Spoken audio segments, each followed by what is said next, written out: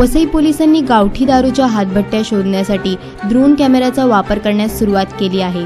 वसईतील मालजीपाडा हा गावठी दारूसाठी खूप प्रसिद्ध विभाग आहे। मोठ्या प्रमाणात या परिसरात गावठी दारू बनवली जाते। मालवणीतील गावठी दारू प्रकरणात याच विभागातून दारू पुरवठा झाल्याची माहिती मिळाली होती आणि सध्याच्या 31च्या पार्श्वभूमीवर पालघर पोलिसांनी गावठी दारू सर्च मोहीम हाती घेतली आहे। यासाठी त्यांनी ड्रोन कॅमेराचा वापर केला आहे। वसईतील मालजीपाडा विभागात भाईंदर खाडी येथे 3 बेट आहेत। हे तिन्ही बेट तिवरीच्या झाडांचे जंगल आहे।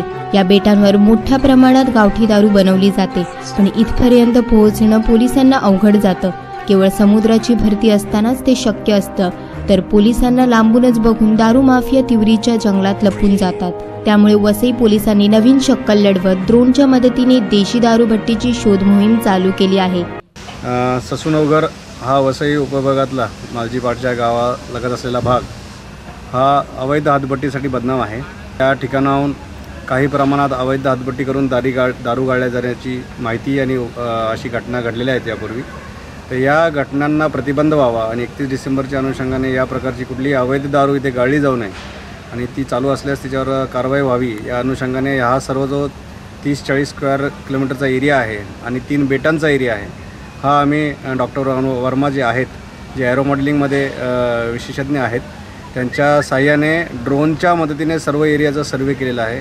तसेच आमच्या वालीव पोलीस स्टेशनच्या अधिकारी कर्मचारी आणि 2 आमचे जे बोट्स आहेत त्या बोट्सने आम्ही सर्व एरिया सर्च करून इथे कुठलाही असा अवैध व्यवसाय चालणार नाही याची आम्ही आज मोहीम घेतलेली आहे। किती भट्ट्या तोडण्यात आल्यात आणि कशा प्रकारे ही कारवाई करण्यात आली?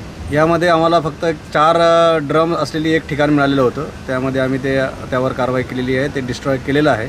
बाकी इतर कुठल्याही कारवाई आम्हाला तिथे मिळून आलेलं नाही, परंतु हा एरिया खूप मोठा असल्यामुळे आम्ही सातत्याने हा उपक्रम चालू ठेवणार आहोत आणि इथे कुठल्याही अवैध प्रकार होण्याची दक्षता घेत आहोत। तिसला मोठ्या प्रमाणात गावठी दारूची मागणी होते, म्हणून या धर्तीवर पालघर पोलिसांनी या तिन्ही बेटांची पाहणी केली आणि ज्या भट्ट्या लागल्या होत्या त्या फोडल्या व या संदर्भातील कारवाई आणखी 8 दिवस अशीच राहणार असल्याचे पोलिसांनी सांगितले। टीम खुलासा।